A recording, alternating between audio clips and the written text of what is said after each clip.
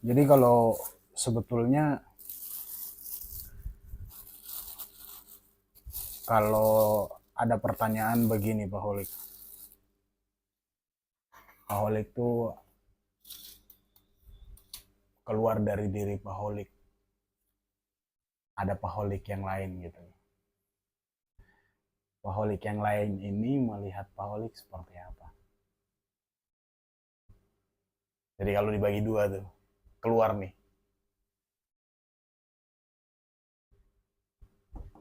Pak Holik yang keluar dari diri Pak Holik itu, ngelihat Pak Holik yang sekarang itu bagaimana? Nah, pertanyaan itu akan kembali saya tanyakan ke Pak Melki. Hmm. Pertama kali Pak Melki melihat saya dan kenyataan pada detik ini bagaimana?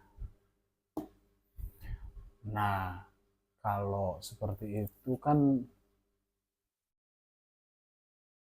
bukan dari sudut pandang Pak Holik, Pak Holik. tapi sudut pandang teman-teman Pak Holik. Betul. Kalau dari Pak Holik sendiri, melihat Pak Holik nih, misalnya kalau lagi duduk gitu loh, terus Pak Holik yang satunya datang ngelihat Pak Holik gitu loh, atau bertemanan dengan Pak Holik, atau ya punya kesempatan untuk ketemu sama Pak Holik. Jadi biasanya kalau eh, pada pandangan pertama, kesan pertama orang ketemu saya itu terlihat orangnya kalem, diam, alim gitu ya. Nah, namun pada kenyataannya pas sudah eh, jalan bareng, apa bareng, nah udah mulai kelihatan dah. Ya, ini orang ternyata malu-maluin gitu, nggak ada malunya gitu. Terus biasanya kalau saya di keramaian, apalagi ngobrol bareng gitu, lebih banyak diam daripada berbicara. Lebih senang Hmm. mendengar daripada berbicara. Tidak akan berbicara kalau tidak ditanya. Nah, Akan bilang apa Pak Holik yang satunya tersebut ke Pak Holik yang sekarang gitu? yang mana nih? Ketika bertemu sama Pak Holik, dia akan bilang apa sama Pak Holik? Ketika first impression ketemu sama Pak Holik. Kalau first impression kan ada yang bilang, ya dulu pertama kali saya hadir di BNN itu kan, orang menebak bahwa saya akan melamar jadi guru agama. Karena ya itu, waktu saya datang ke sekolahan pertama itu kan pakai koko gitu ya. Terusnya bawa tas-tas formal, terusnya bawahnya celananya celana bahan gitu. Terus berjenggot ya. Gitu ya. Sebenarnya sih saya tidak sengaja sih dengan tampilan seperti itu. Kenapa? Karena saya Hmm. merasa rapi dan merasa nyaman kalau berpakaian yang agak-agak longgar gitu. Koko itu kan agak longgar. Kain apa namanya celana bahan itu kan agak longgar yang itu ya. Lebih pada nyaman sih gitu. Dan kebetulan itu yang saya punya. Kalau misalnya ada model baju lain yang agak longgar tapi bukan koko atau bukan celana bahan dan itu enak dipakai, nyaman dipakai, ya saya pakai. Selama itu masih sopan lah gitu. Emang Pak Holik belakangan ini lagi sibuk apaan? Sibuk apa? Lagi ngapain aja? Selain dengan berbagai kanvas yang terus untuk diisi. Gitu. Sibuk me sibuk apa ya? Ya apa ya? Menyibukkan diri dengan ya pertama kan buat pameran. Nanti di bulan Juli atau Agustus itu kan saya mau adain pameran. Sibuk dengan karya, sibuk dengan mematangkan konsep karya gitu ya. Jadi setiap goresan yang kita buat itu kan semuanya harus berkonsep. Karya yang kita buat itu harus berkonsep. Dan kita harus siap mempertanggungjawabkan karya yang kita buat. Analisa teori secara ilmu kesendirupaan gitu ya.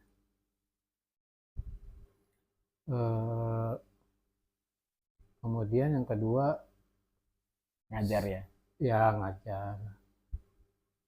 Ngajar sih sebenarnya bukan sebuah kesibukan kalau menurut saya. Oke. Sebuah rutinitas, bukan rutinitas sih ya. Lebih pada apa ya? Istilahnya kegiatan kehidupan sehari-hari buat saya gitu. Sebuah kebutuhan seperti kayak makan. Kalau nggak makan itu saya kan akan lapar dan pusing gitu ya. Begitu juga kalau misalnya nggak ngajar, saya rasanya ada yang kurang dan pusing gitu. Harus ngajar, harus ngajar. Ini bukan namanya idealisme atau bukan, emang saya pernah merasakan setahun 2 tahun nggak ngajar tuh nggak enak loh, nggak enak. Jadi salah satu kebutuhan hidup saya itu saya harus ngajar, harus berbagi ilmu, harus menularkan apa yang saya tahu ke orang.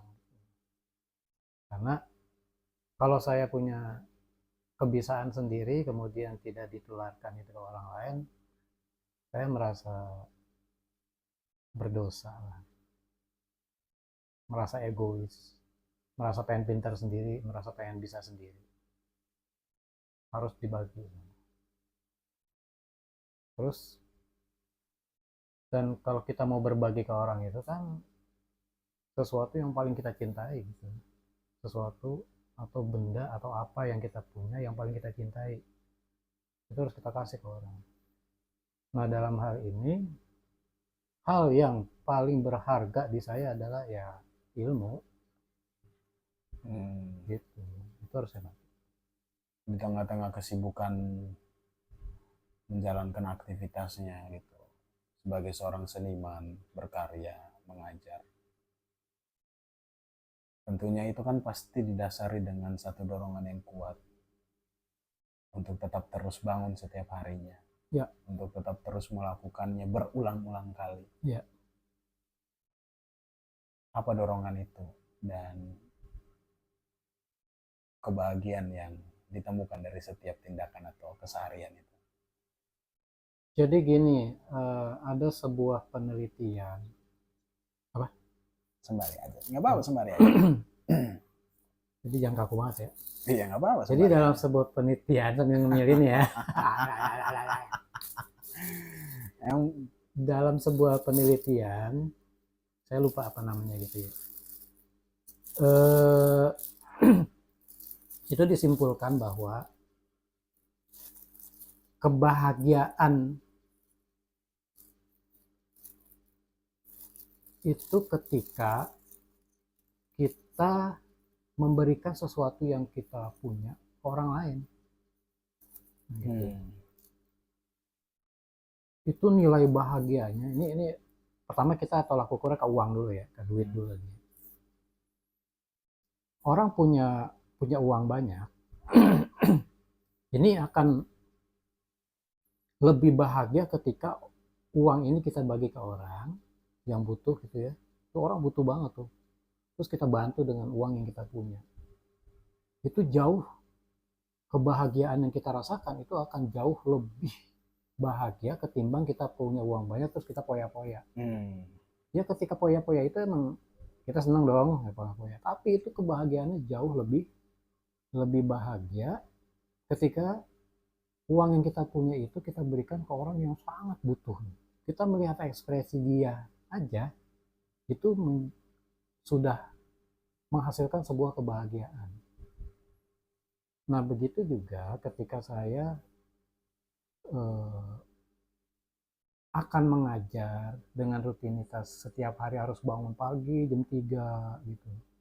Udah bangun, kemudian udah siap-siap sholat subuh, kemudian mau berangkat pagi-pagi gelap-gelap, itu dorongannya adalah ingin melihat kebahagiaan orang ketika kita ajarkan dari yang awalnya mereka nggak tahu jadi tahu gitu. Oh, begitu ya Pak, gitu. Ekspresi gitu ya Pak aja saya melihat anak-anak dengan ekspresi seperti itu sangat bahagia sekali. Dan saya ingin melihat ekspresi kebahagiaan itu setiap hari. Setiap hari. Saya pengen melihat ekspresi kebahagiaan anak-anak ketika mendapatkan informasi baru dari gurunya. Itu aja sih dorongan. Itu Ada aja kebahagiaan tersendiri yang iya, terus ada muncul kebahagiaan misalnya. tersendiri gitu. Ketika di dalam kehidupan orang lain ada sebuah informasi yang kita berikan, yang pada saat yang bersamaan informasi tersebut memudahkan hidupnya ya. Ya betul. Artinya dia dapat informasi yang menarik aja, informasi yang menarik yang mereka dapatkan dari guru gitu. Apalagi itu sesuatu yang selama ini mereka nggak tahu. Ternyata ada ya di dunia luar fenomena ini itu. Itu anak-anak sangat senang, sangat bahagia dengan ekspresi wajah yang berbinar-binar gitu. Masa sih Pak? Ini Pak? Oh, yang benar Pak. Iya. Kalau menurut Maholik itu orang akan cenderung lebih siap mendengar informasi yang menarik untuk mereka atau informasi yang sebetulnya kurang menarik tapi ada ruang untuk tumbuh buat mereka di balik informasi yang kurang menarik tersebut. Artinya kalau seseorang itu akan meluangkan waktunya untuk mencari tahu terhadap sesuatu itu, tentunya awalnya harus menarik dulu dong. Menarik dulu dong. Nggak mungkin orang akan meluangkan waktu untuk mencari tahu kalau hal itu bagi dia nggak menarik gitu. Buat apa gitu. Tentunya kan sesuatu yang menarik lah. Kata kuncinya sih dulu. Nah, bagaimana cara menarik kan gitu. Kita sambil numbuk ini ya guys ya. Nah, ngapain tuh Pak Olik? Ini saya kan sedang membuat beberapa karya gambar dari goresan pensil gitu ya. Yang dalam ilmu seni rupanya namanya ada teknik-teknik shading. Shading itu artinya arsiran. Nah, kalau saya beli pensil yang kayak gini nih, ini lumayan mahal. Ada yang satu paketnya 200, ada yang 300 dan macam-macam. Tergantung dari kualitas ya. Nah, saya mau bikin alternatif. Selain pensil yang kita gunakan ini, ada sebenarnya media alam yang ada yaitu arang. Arang dari batang kayu yang dibakar. Ini kan sebenarnya sama aja hasilnya. Gitu. Jadi dari media yang murah ini bisa menghasilkan karya-karya yang amazing lah ya. Dan ini tentunya bisa jadi ide untuk teman-teman yang mau berkarya dengan teknik pensil, dengan teknik shading, dengan teknik dusel juga bisa, dengan media tumbukan arang. Cuma nanti kita harus pilih, arang itu kan ada yang agak keras gini ya. Ini agak keras kayak gini nih biasa terbuat dari kayu-kayu yang keras juga. Nah, kita pilih arang-arang yang kira-kira lebih mudah untuk dihalusin gitu. Kita kembali lagi ke tadi Pak Olik. Ya. Yang akhir-akhir ini sering mengganggu isi kepala Pak Holik sekaligus dari isi kepala tersebut selain mengganggu tapi itu bisa diterjemahkan ke semua karya-karya di kanvas Pak Olik nih. Soalnya banyak banget nih lihat nih, kalau dilihat tuh Pak Olik tuh dari lukisannya, dari karya seni yang dihasilkan di berbagai media ini kayaknya punya cerita, punya sesuatu yang pengen disampaikan gitu. Ya, Emang jadi apa sih yang dipikirkan gitu belakangan-belakangan ini gitu? kalau belakangan-belakangan ini keprihatinan kita sebenarnya sama ya. Keprihatinan kita akan teknologi, gadget dan sejenisnya, yang mana salah satu dari efek samping, efek negatif dari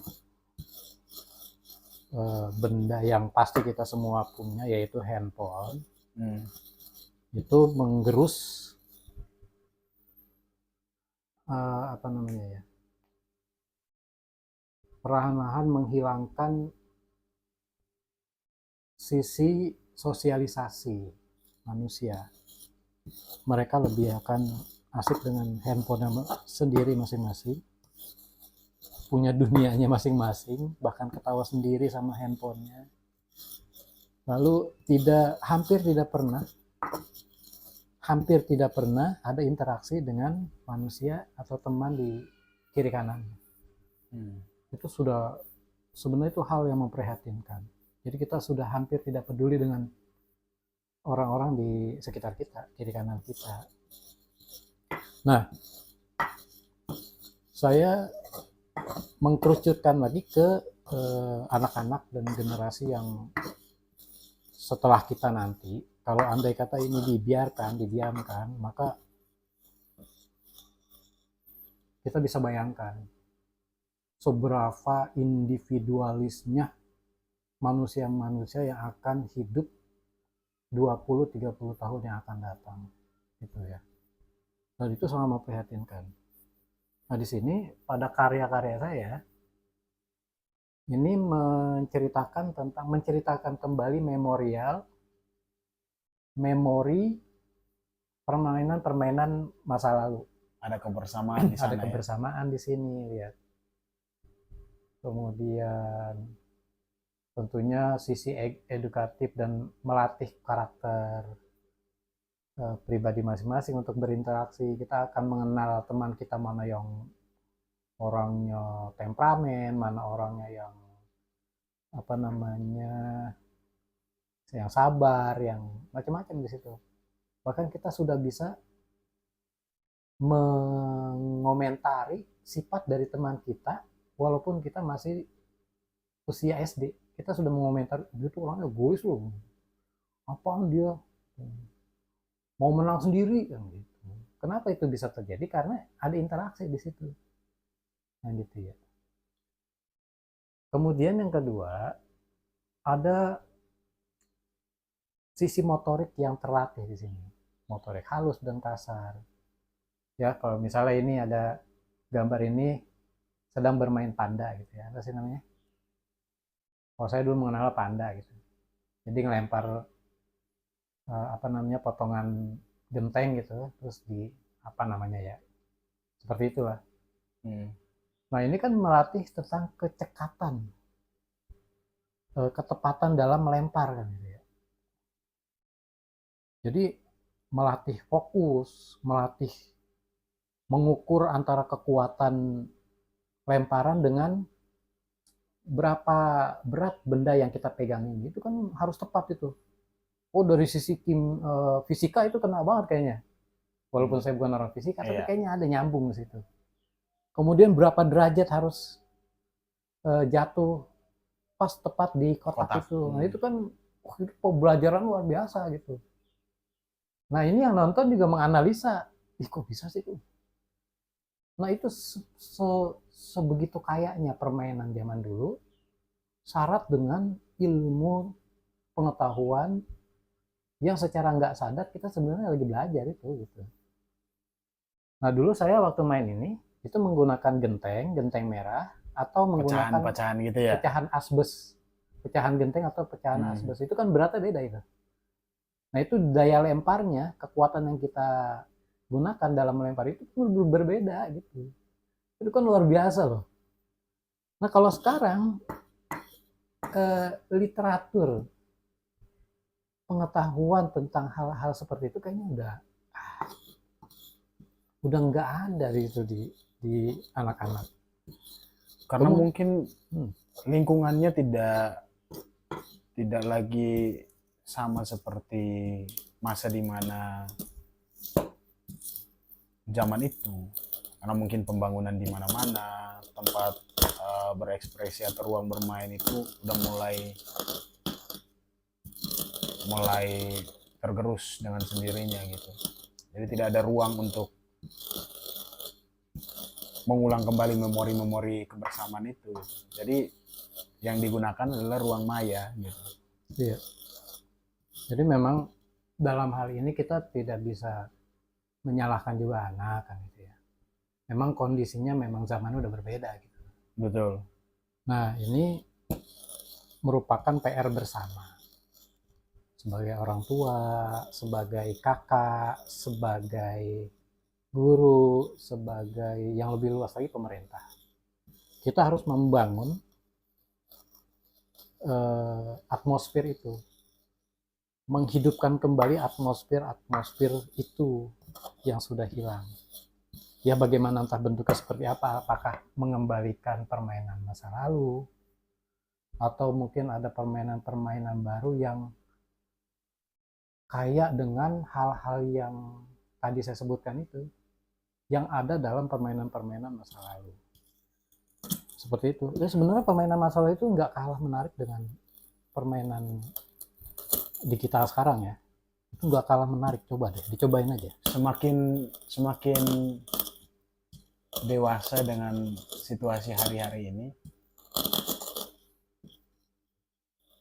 ada kerinduan untuk masa-masa itu ya, untuk mengulang kembali kebersamaan di momen-momen pada masa kecil dulu gitu ya. Ada yang kemudian timbul pemikiran atau pembahasan bahwa makin dewasa kan kayaknya pertemanan makin sempit gitu loh. Lingkungan keluarga makin sibuk dengan kehidupannya masing-masing gitu. Apa itu cuman sebagian dari fase perjalanan hidup saja atau memang?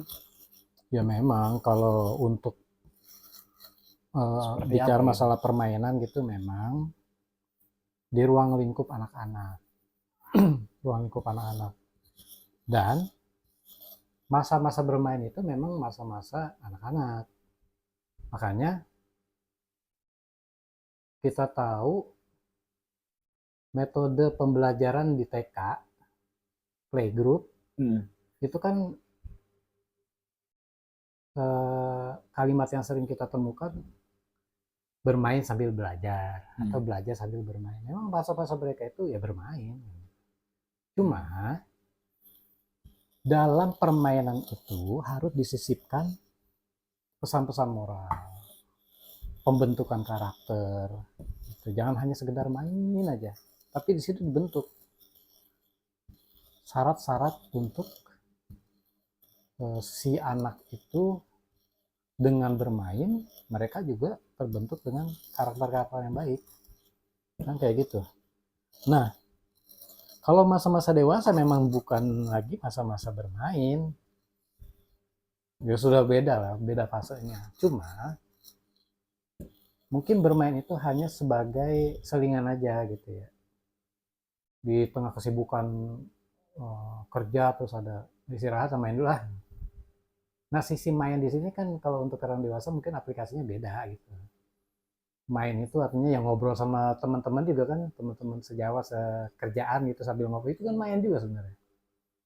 Entah bermain di kata-kata, entah bermain di pikiran, tapi kan interaksi menghasilkan sebuah diksi yang lucu kadang-kadang gitu kan. Nah itu kan sebenarnya mereka sedang bermain, cuman cara pengaplikasiannya berbeda. Toh aneh juga kalau anak-anak cara bermainnya adalah ngobrol kayak orang dewasa. Kan aneh juga, wah anak-anak ini ngomongnya dewasa amat kan gitu. Memang sudah berbeda. Nah, namun juga di orang dewasa itu ada sisi keanak-anakannya. Ada kadang-kadang. Ya saya juga masih suka kok main mobil-mobilan tuh. Koleksi saya banyak tuh mobil-mobilan. Hmm. Artinya, Suka gitu. artinya Paulik, masa kecil itu membentuk dia menjadi pribadi orang dewasa yang seperti apa. Kalaupun memang dia masa kecilnya penuh dengan hiburan, kebersamaan, permainan dan lain sebagainya, waktu dia dewasa pun juga akar dari masa kecil itu tetap tetap membentuk dia menjadi pribadi dewasa yang seperti apa gitu. Kalau dia masih kecilnya sukanya gadget dan lain sebagainya, berarti sangat mempengaruhi dong Oh sama, iya. masa kecil dari seseorang membentuk pribadi dewasa seperti apa gitu. Ya pastilah, pasti. Ya jangankan gadget ya. Orang dulu pun kalau misalnya orang tua tuh melihat anaknya murung ya di kamar aja atau diem aja gitu kan. Itu kalau seandainya kan didiamin aja, nggak di apa namanya didorong untuk oh sana kamu main sama teman biar kenal sama kan gitu ya. Nah itu artinya kita orang dewasa pun sudah bisa melihat bahwa eh, permainan kah, cara interaksi dia sesama teman pun itu akan membentuk karakter. Kalau kita diamkan anak ini untuk terus saja nggak mau interaksi sama orang lain, maka dia akan terus seperti itu. Terus seperti itu. Dan itu tidak sehat, menurut saya, itu tidak sehat secara mental, tidak sehat dalam perkembangan sosialisasi juga. Nah, itu. Ya, intinya seperti itu lah. Sebagai seorang dewasa, bentuk perhatian yang paling sederhana yang mungkin bisa mengantarkan anak kecil di masa pertumbuhannya menjadi pribadi yang tentunya menjadi pribadi orang dewasa yang dalam tanda kutip baik lah gitu ya. Itu upaya-upaya sederhana yang bisa kita lakukan untuk mereka tuh seperti apa gitu. Upaya-upayanya tentunya dalam perkembangan anak ini harus didampingi. Jangan dibiarkan dia tumbuh sendiri. Jangan biarkan dia tumbuh sendiri, jangan biarkan dia mempersepsikan sesuatu sendiri. Dalam tontonan aja itu ada bimbingan, di bawah bimbingan kan gitu. Artinya kita sebagai orang dewasa harus peduli juga anak kita atau adik kita ini tumbuhnya seperti apa gitu. Tumbuhnya seperti apa. Andai kata ada hal-hal yang sedikit salah gitu, ya tugas kita meluruskan, memberi pandangan kepada mereka si kecil ini bahwa hal ini kurang baik kan gitu, sebaiknya begini. Nah nanti kita kasih tahu juga nih dampak baiknya seperti ini, dampak buruknya seperti ini, begitu. Tapi bagaimana kalau itu tidak mereka dapati dengan alasan bahwasannya tidak memiliki figur? Tidak memiliki Figur karena figur entah itu figur ayah atau figur kakak, figur ibu, karena dengan kesibukannya masing-masing, terlepas dari mungkin sekarang ibunya sibuk tiktokan, ayahnya sibuk kerja dan lain sebagainya, jadi dia tumbuh dengan situasi yang memang tanpa seorang sosok tadi. jadinya dia tumbuh dalam lingkungan yang nggak idealis lah gitu ya. Nggak ideal. Ya tidak ideal ya, tidak ideal, sorry, tidak ideal gitu ya.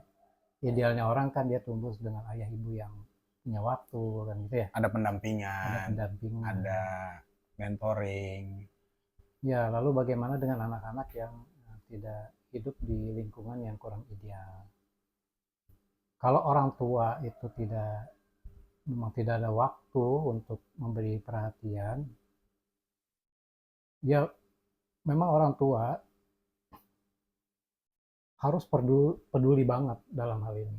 Sesibuk-sibuknya, dia harus cari cara bagaimana caranya meluangkan waktu untuk mendampingi pertumbuhan anaknya. Toh nanti juga yang akan mendapat imbasnya juga orang tua kan gitu. Andai kata anak itu tumbuh dengan tidak baik, nah itu kan buah hasil dari siapa? Dari orang tua juga. Pun di sini kita sebagai guru misalnya ya, itu juga harus peka. Biasanya anak-anak yang tumbuh di lingkungan yang kurang ideal itu akan nampak perilakunya di sekolah juga. Biasanya begitu. Nah, guru yang baik itu biasanya dia akan akan peka dalam hal itu. Ini anak kenapa ya? Nah, jika melihat hal ini terjadi di anak-anak murid, maka ya kita harus tanya gitu. Sebisa mungkin kita sementara memposisikan sebagai orang tuanya. Sambil juga kita berkomunikasi dengan orang tuanya gitu. Sebab kita tidak bisa 24 jam melihat dia. Artinya ada kerjasama di sini antara orang tua dan guru. Ya mungkin berbagi shift kali ya. Pagi mereka berinteraksi dengan guru, nanti sore dan malamnya mereka berinteraksi dengan orang tua. Nah, udah orang tua itu kita harus berbagi waktu kalau kita peduli dengan anak. Kalau tidak peduli ya monggo aja silakan. Toh nanti yang akan merasakan efeknya orang tua itu sendiri kalau orang tua tidak peduli. Seperti itu kayaknya Pak. Kalau Pak Holik sendiri di fase-fase, mau dikatakanlah fase dewasa lah ya, apa yang mulai Pak Holik sadari bahwa ternyata hal itu tuh tidak sepenting yang dipikirkan gitu loh. Hal apa nih? Hal apapun yang kemudian melalui perjalanan atau fase-fase kehidupan berpikir bahwa oh ternyata itu nggak sepenting itu loh, ternyata itu nggak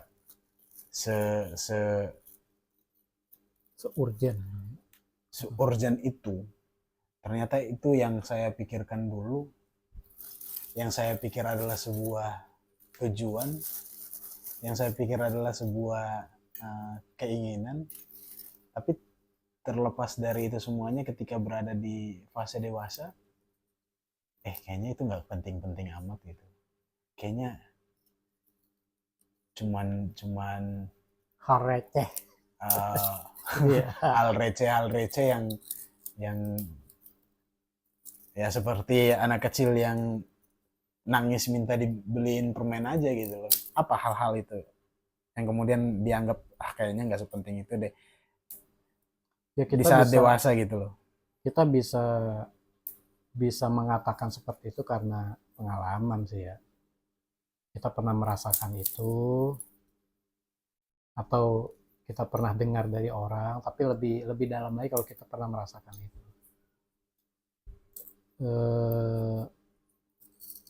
Kita bisa ngomong sama anak-anak, kamu ngapain sih permasalahan hal itu, hal sepele aja kan. Nah kita bisa bicara karena itu karena mungkin kita pernah mengalami hal itu. Sekali lagi pengalaman ya. Sekali lagi pengalaman, kan bedanya orang yang bisa ngomong kayak gitu karena dia pernah merasakan. Kalau misalnya belum merasakan ya nggak juga ngomong kayak gitu. Andai kata ngomong juga dia masih hanya sekedar di ujung lidah, lo ngomong doang lo gitu. Jadi belum ngerasain sih kan gitu. Tapi kalau kita yang sudah pernah merasakan, saya pernah ngerasain itu. Jadi apa yang kamu pikirkan itu tidak segawat apa yang kamu pikirkan. Kenapa saya bisa ngomong kayak gitu? Saya pernah ngerasain itu. Dan biasanya kalau kita sudah pengalaman, selain bisa ngomong kayak gitu, bisa juga memberikan beberapa solusi kan gitu ya. Jadi gini, apa yang kamu pikirkan itu susah, sebenarnya nggak susah-susah amat. Ini loh, A, B, C, D, kita menyikapinya kayak gini, solusinya kayak gini. Dan itu adalah buah hasil dari sebuah pengalaman. Makanya semakin banyak kita berbuat, maka pengalaman itu akan semakin banyak. Beda, itu dia. Kayaknya ya, pengalaman itu akan lebih banyak didapatkan dari orang yang sering bergerak dan sering melakukan ketimbang orang yang hanya diam, pasif gitu ya. Itu beda, beda banget. Waktu masa-masa muda saya itu kan dulu saya jarang di rumah, malah lebih sering di luar gitu, sering di luar, hidup di jalanan, kemudian berinteraksi dengan orang di luar, lebih lebih banyak di luar saya ketimbang di rumah. Makanya dengan beberapa kejadian yang pernah saya alami saat itu terkadang saya bisa men-sharingkan dengan orang yang lebih banyak di rumah gitu. Orang lebih banyak di rumah ketika keluar rumah itu kan dia rada ini bingung kan gitu. Inilah itulah. Bahkan terkadang saya menemukan orang yang lebih lebih tua dari saya malah mengalami hal kebingungan itu. Agak aneh sih sebenarnya, lu lebih tahu gitu karena lu lebih tua kan gitu. Tapi karena eh, kita lebih lebih banyak berbuat dan lebih banyak berinteraksi, itu justru kita menemukan lebih dulu pengalaman itu ketimbang orang yang lebih tua tapi nggak ngapa-ngapain. Dan itu adalah hal yang terbalik sebenarnya gitu. Gitu ya. Artinya sebuah pengalaman itu bukan hanya teruntuk buat orang yang lebih tua, tapi lebih pada orang yang lebih banyak melakukan. Bahkan pengalaman itu bisa jadi sebuah kesalahan yang pernah kita lakukan masa lalu. Kan gitu, nggak mesti sesuatu yang baik kan gitu. Aku pernah tuh nolong dia, enggak. Aku pernah lo melakukan kesalahan ini dan aku pernah berada di kondisi seperti itu dan sekarang aku sudah tahu jawabannya kan gitu. Jadi sebuah pengalaman itu nggak selalu hal-hal yang baik, bahkan hal-hal yang buruk pun itu bisa jadi sebuah pengalaman. Dan dari situlah akhirnya kita lebih bijak dalam berpikir. Jadi makanya sebenarnya kedewasaan itu bukan dimiliki sama orang yang lebih tua, enggak juga. Ada orang yang lebih muda tapi lebih dewasa gitu. Karena apa? Dia pengalaman lebih banyak, lebih banyak berbuat, lebih banyak, mungkin lebih banyak salah, mungkin ya. Bisa jadi dari kesalahan itu dia banyak belajar akhirnya. Oh, jadi nggak boleh gini, nggak boleh. Seperti itu. Dari semua perjalanan yang Pak Holi coba lalui, jalani, bahkan sampai mencari, dalam proses pencarian itulah kenapa yang paling lekat itu adalah kanvas-kanvas ini atau karya-karya ini, lukisan-lukisan ini. Ya mungkin Apa yang Bapak temuin dari perjalanan itu sehingga berlabuh di sini, atau mungkin ketika walaupun itu sudah berlabuh dari zaman kapan, itu apa yang membuat bisa sepanjang ini mencintai seni ini? saya selama ini kan ya Tuhan menganugerahi apa namanya keterampilan dalam dalam menggambar gitu ya. Tapi saya juga pernah mencoba di bidang-bidang lain kayak misalnya tarik suara kan gitu ya. Kemudian saya pernah punya band loh gitu. Pernah punya band. Tapi nggak cocok di situ.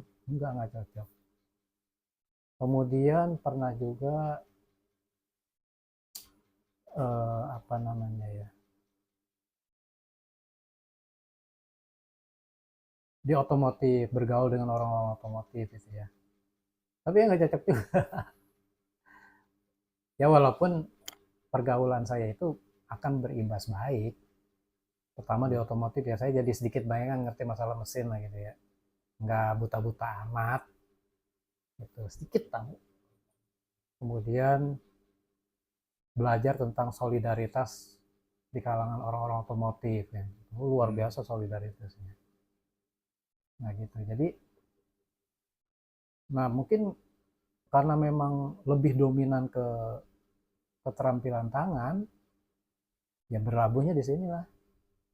Seperti itu. Dan saya kalau sudah meluapkan di karya itu pertama udah senang gitu, udah gue lampiasin lah gitu. Yang keduanya eh, terus melatih skill, mempertajam skill gitu ya. Sebuah keterampilan itu harus dilatih. Pertama, Tuhan nih sudah memberikan pisau misalnya gitu ya. Nah itu pisau itu mau diapain? Apakah mau didiemin, tumpul, atau dipertajam? Nah untuk mempertajam harus diasah. Pengertian asah di sini adalah latihan terus. Kemanapun saya pergi pasti di situ ada pensil, ada kertas. Entah itu mau digambar saat itu juga, atau entah minimal sudah bawa dulu kan gitu. Kalau ada kesempatan, boleh boleh gitu. Kalau nggak ada kesempatan ya udah minimal saya sudah bawa itu. Ribet nggak? Ya ribet emang kemana-mana bawa barang, tapi ya disitulah memang kalau misalnya tidak bawa alat itu rasa-rasanya ada yang kurang. Kayaknya kurang apa ya? Oh iya nggak bawa pensil gitu. Sampai timbul rasa seperti itu. Artinya kalau kembali ke pertanyaan tadi, berlabuhnya kemana? Setelah beberapa fase saya lewati, ternyata yang memang dominan dan sudah berlaku di dunia rupa kayak gitu. Sambil numpuk ya. Di setiap goresan,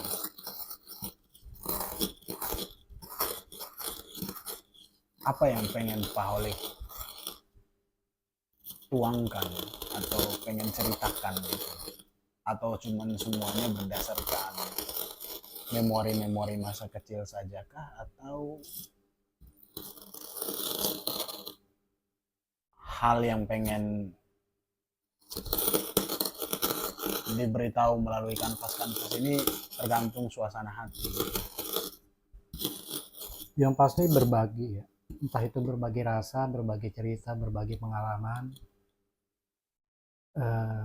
Sekali lagi berbagi. Jadi dalam hidup saya itu kalau misalnya tidak berbagi, ya kayaknya nggak bahagia gitu. Nah ini kan sebuah karya-karya terbaru saya yang sedang saya garap ini adalah saya sedang berbagi kegelisahan, gitu. Kekhawatiran terhadap generasi yang akan datang. Saya pengen cerita gitu, melalui karya gitu. Dan ini adalah karya saya coba untuk mengangkat lagi apa sih namanya ya, memori-memori masa lalu gitu. Yang mana masa lalu ini punya sisi baik. Jadi jangan itu mau dulu udah ketinggalan zaman. Enggak, tidak ketinggalan zaman. Namanya kebaikan itu, sisi baik itu nggak kenal zaman. Selagi itu baik walaupun di zaman purba, ya kita ambil lah. Kenapa enggak? Dan itu masih relevan kok untuk masa depan. Ya enggak? Saya ingin mengangkat kembali, mengingatkan kembali sisi kemanusiaan yang selama ini kayaknya akan hilang gitu. Sisi interaksi, sisi kepedulian, sisi lebih lagi sisi kreativitas gitu, produktivitas, inovasi dan lain-lain itu ingin saya bagi gitu lah, ingin saya bagi. Nah, adapun dari tampilan karya ya ada yang berupa gambar realis seperti ini, ada juga coretan-coretan abstrak seperti itu kan gitu ya. Saya puas aja dengan kelihatannya begitu, cuman saya puas aja ngeliat ini. Puas loh. Dari Kemudian semua hasil karya Paholik ini, dari semua coretan-coretan lukisan-lukisan ini, terlepas dari itu abstrak ataupun realis, siapa sosok yang menginfluence Paholik sehingga bisa memiliki coretan-coretan seperti ini? Sosok yang menginspirasi, sosok yang diidolakan, roh model seperti apa yang Paholik coba lihat? saya punya banyak sosok gitu ya. Kalau sosok realis itu ada, kayak misalnya Indonesia aja lah, kalau misalnya siapa namanya ya, Raden Saleh ya, kemudian Basuki Abdullah gitu ya. Kalau untuk seniman luar negerinya, aduh namanya susah sih, saya agak lemah di daya ingat kalau untuk realis. Nah kalau untuk goresan-goresan ekspresif, kalau dari Indonesia itu Avandi, kemudian goresan Vincent van Gogh. Ada beberapa karya saya yang goresan itu terinspirasi dari goresan-goresan Vincent van Gogh. Cuma terus garis-garis gitu aja, garis melengkung, membentuk spiral dan macam-macam. Jadi goresan-goresan yang spontanitas gitu ya. Eh, Memang jujur, kalau untuk karya itu saya masih menjajaki. Sebenarnya saya itu karakternya kemana, masih menjajaki. Makanya Terus di sini, belajar lah ya. ya masih tetap kan proses penjajakan itu ya, kalau menurut saya itu berkenaan dengan psikologi kita. Apakah kita termasuk orang yang telaten? Apakah kita termasuk orang yang nggak sabar atau sabar kan gitu ya? Itu macam-macam dan itu mempengaruhi goresan. Dan sebenarnya saya termasuk orang yang nggak apik, nggak sabar, pengen buru-buru jadi gitu ya. Ya. Nah itu adalah sisi baik dan buruk sebenarnya situ ya. Sisi baiknya itu karya nggak bisa lebih produktif sih. Jadi 1 minggu itu bisa menghasilkan karya berapa gitu. Cuma sisi buruknya adalah terkadang karya itu jadi kayak karena pengen banget jadi buru-buru jadi nggak maksimal gitu kadang-kadang gitu ya. Nah makanya saya imbangi dengan beberapa karya yang membutuhkan menuntut sebuah kesabaran. Nah dalam hal ini saya terapkan di dunia lukis kaligrafi. Lukis kaligrafi. Saya imbangi itu antara sisi yin dan yangnya, hitam dan putihnya. Jadi antara sisi pengen kagak buru-buru selesai, pengen buru-buru selesainya, saya imbangi dengan sisi yang ya saya harus sabar gimana juga, dan itu saya latih di dunia kaligrafi. Dunia kaligrafi itu nggak bisa kita bikin karya yang jadi enggak. Dia cara menggoresnya pun harus hati-hati gitu. Kaidahnya sangat ketat. Nah, saya belajar di situ. Jadi pengen seimbang lah antara dua itu tuh. Walaupun ada satu sisi yang terkadang lebih dominan. Dalam karya kaligrafi pun itu sisi pengen buru-buru selesai pun tetap timbul itu, tapi saya harus sabar. Kalau udah mulai lebih baik saya hentikan dulu. Saya hentikan dulu karya itu, saya tinggal dulu sampai nanti sudah tenang, udah oke, sudah rileks, saya lanjutkan lagi karyanya gitu. Tapi ada beberapa karya yang memang saya sengaja buat ya pengen buru-buru sana, kayak ini kan. Ini kayaknya nggak ada 10 menit ini. Ini nggak ada 10 menit. tinggal tuangkan cat itu, dikuras, lalu kita tuang aja cat, jadi sebuah goresan-goresan gitu, 10 menit selesai. Yang lama nungguin keringnya. Nah itu aja. Tapi puas gitu. Oke. Gitu sih. Pak Holik punya tips nggak untuk menikmati karya seni atau dalam hal ini adalah lukisan gitu loh? Karena kan sebagai orang awam sih saya kadang melihat lukisan itu, apalagi kalau lukisan-lukisan abstrak tuh, contoh Vincent van Gogh ya, Vincent van Gogh ya, Iya. ah, lukisan-lukisan abstraknya tuh tidak menemukan ini pelukisnya pengen nyampein apa sih gitu.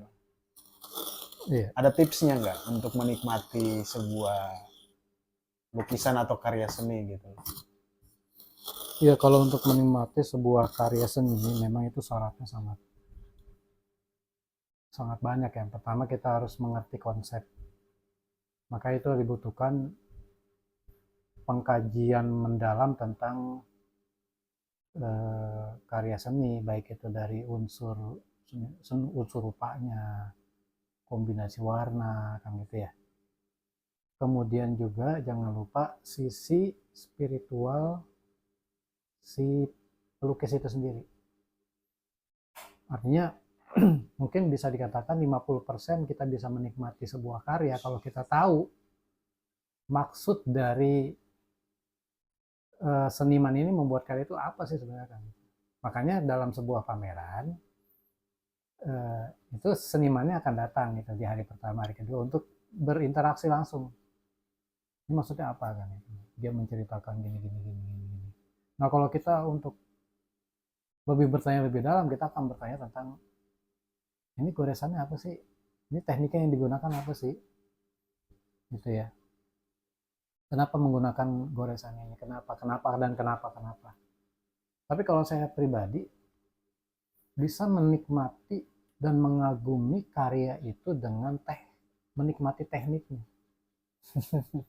Sembari ngeteh ya gitu ya. Ya, sambil ngeteh. Kemudian amazing loh kalau orang bisa bikin efek yang begini. Ini gimana sih caranya kan? Artinya justru di saat kita menanggalkan semua teori-teori tentang harus memahami ini, harus memahami itu, harus memahami ini, justru ketika kita datang dengan kanvas kosong untuk menikmatinya gitu ya, justru kita menemukan, oh, karya seninya itu berbicara tentang ini, si pelukis ini pengen menyampaikan ini. Justru datang ketika kita tidak sedang membawa, oh saya harus siap menikmati ini dengan emosi seperti ini. Justru ketika kita datang dengan kepolosan itu, baru kita bisa menemukan sisi yang ingin disampaikan oleh pelukis itu ya. Ya gimana ya, kalau agak kompleks sih kalau untuk untuk menjabarkan ini semuanya ya. Dan memang setiap orang itu punya sisi kekaguman masing-masing gitu ya. Kalau saya pribadi ini ya, bisa menikmati dan mengagumi sebuah karya yang dia punya teknik yang apa namanya, teknik yang rumit, yang aduh, keren banget ya. Entah dari detailnya misalnya gitu ya. Artinya kita akan mengagumi sesuatu yang sebenarnya kita nggak bisa gitu. Kalau kita udah bisa ya biasa aja. Contoh begini, kita naik sepeda ya standar doang gitu ya. Ya udah jalan-jalan gitu. Kita akan kagum ketika melihat orang naik sepeda bisa muter-muter, bisa diri, bisa begini. Kenapa kita kagum? Karena kita nggak bisa. Kok bisa sih gitu kan gitu ya. Dan itu menikmati kita bakal nggak mau pulang buru-buru kan gitu ya, pengen terus menikmati kan gitu kan. Itu secara sisi umumnya lah kayak gitu ya. Nah, adapun tadi sisi akademisinya ya tentang oh ini menurut ilmu tata rupanya misal gitu ya, konsep ini warnanya tidak ini nih, enggak apa namanya, enggak enak dilihatnya. Nah, itu ada sisi-sisi seperti itu. Tapi kalau saya pribadi ya, lebih menikmati sebuah karya itu, mengagumi sebuah karya itu ketika gue nggak bisa melakukan gitu, gimana caranya? Saya bisa berlama-lama di karya itu ketika teknik yang dia buat itu saya sendiri nggak bisa gitu.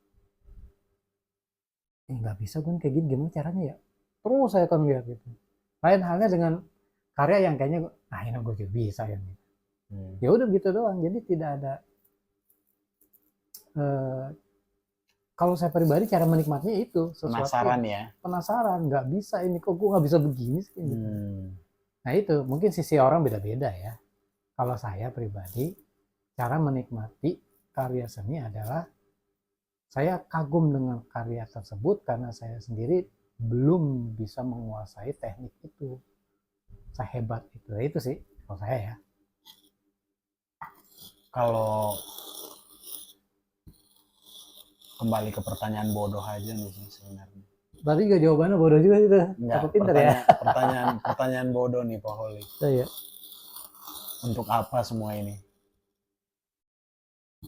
Apa semua ini yang mana nih? Ya, memilih untuk melukis, memilih untuk menjadi seorang guru. Ya. Untuk apa? Untuk bahagia. Berarti hidup sesungguhnya adalah ketika kita mencari kebahagiaan. Kalau enggak kita temukan kebahagiaan, ya bisa hidup tapi nggak bahagia. Ya kita kan letak kebahagiaan orang tuh beda-beda. Kita harus bahagia baru kita merasa hidup gitu. Atau seperti bukan apa? Kita bisa hidup tapi dengan pilihan mau bahagia apa enggak kan gitu. Mau milih hidupnya seperti apa kan? Ya nggak sih? Orang ya pastilah kita duduk nih ya, pasti nyari teman. Kayaknya kurang enak, gimana posisinya enak ya kan gitu. Itu duduk aja kita udah milih. Duduk aja ya. Atau kita tiduran gitu, ini posisi miring enak nggak ya? Nggak enak, coba telentang. Itu tidur, duduk aja menentukan posisi itu kita udah milih. Apalagi hidup. Dalam proses memilihnya, tentunya kan kita memilih yang enak buat kita kan, yang bahagia buat kita, yang nyaman buat kita. Bagaimana kita berkompromi dengan situasi yang tidak nyaman atau ideal dengan kehidupan atau keputusan kita untuk memilih tadi. Iya. Bagaimana kita menerima itu dengan sesuatu yang memang kayaknya ini bukan pilihan saya nih kan, ini kayaknya tidak nyaman buat saya gitu. Bagaimana kita bersikap dengan situasi yang datang yang tidak ideal dengan kebahagiaan kita gitu. Itu keputusan sih, kita mau tetap di situ atau tidak, dan segala sesuatu pasti ada konsekuensinya kan. Kita konsekuensi dengan kondisi yang begini, dengan tidak nyaman, ya udah, dengan konsekuensi adalah ya udah tetap gitu. Atau kita akan mencari, gua harus keluar dari zona ini nih, dan itu pasti ada konsekuensinya. Semua pasti ada konsekuensinya. Tidak berbuat pun ada konsekuensinya. Jadi sebenarnya berbuat dan tidak berbuat ada konsekuensinya. Lebih baik berbuat. Lebih baik berbuat. Kalau tidak berbuat, konsekuensinya udah jelas. Ya begitu terus. Kalau tidak berbuat ya. Kalau kita berbuat, itu masih ada jawaban lain yang belum kita tahu. Mungkin lebih baik, mungkin lebih buruk, atau mungkin ya tetap aja sama. Nah, hal-hal yang belum pasti itu yang kita cari. Belum pasti dalam artian di sini adalah akan terjadi perubahan. Entah itu perubahan yang lebih baik, lebih buruk, atau sama aja. Kan gitu. Itu pilihan sih sebenarnya. Gitu Bang. Tetap terus melangkah ya, terlepas Iya. dari situasinya sedang ideal atau sesuai dengan kenyamanan kita, Iya. kebahagiaan kita ataupun tidak ya gitu ya. Iya. Ingat ya, kebahagiaan orang itu beda-beda. Tapi kalau menurut teori yang saya pelajari, sebuah kajian ilmiah, judulnya saya lupa. Pokoknya terakhirnya unorder gitu.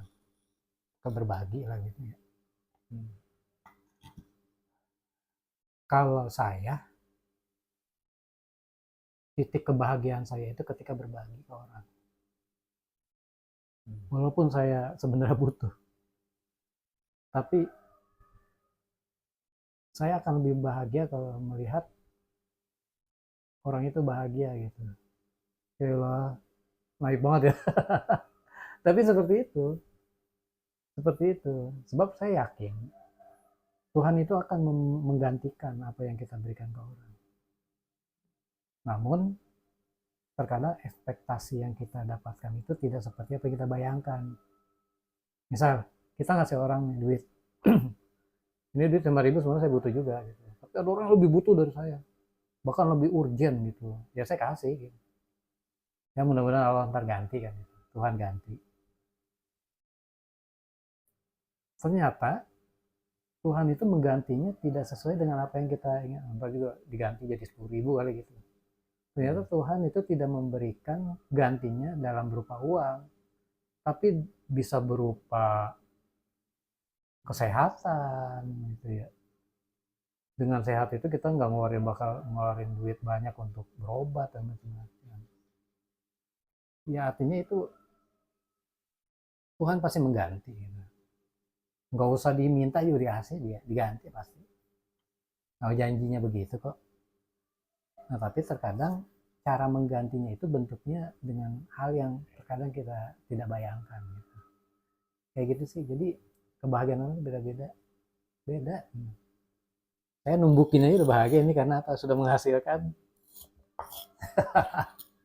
Itu yang tadi ya, bahannya untuk shading tadi ya, untuk menghasilkan lukisan seperti yang di Ya, samping itu ya. Tidak hanya pakai pensil ya gitu ya. Ya tetap pakai pensil. Pensil itu adalah ya shading itu dari pensil sebenarnya. Tapi kalau ini untuk apa namanya dasar. Jadi dasar itu ada duselnya dulu.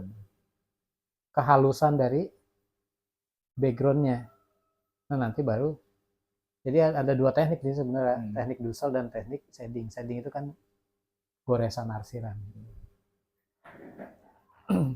Dari perjalanan, dari proses menciptakan kebahagiaan sendiri dah, bahkan mencari kebahagiaan sendiri gitu. Apa yang Pak Holik mau sampaikan ke generasi muda hari ini dengan semua perjalanan mereka gitu. Yang terlepas dari mungkin ada yang masih berpikir bahwa gue takut jelek, apa yang mau gue mulai nih, apa yang mau gue buat nih, gue tunggu nanti dulu dah, ada fasenya tiba di mana nanti gue akan coba mulai deh. Apa yang Pak Olik mau sampaikan ke mereka semuanya gitu, dengan setiap proses yang mereka sedang lalui, terlepas dari mencari kebahagiaan atau mungkin lagi menikmati kebahagiaan itu sendiri gitu.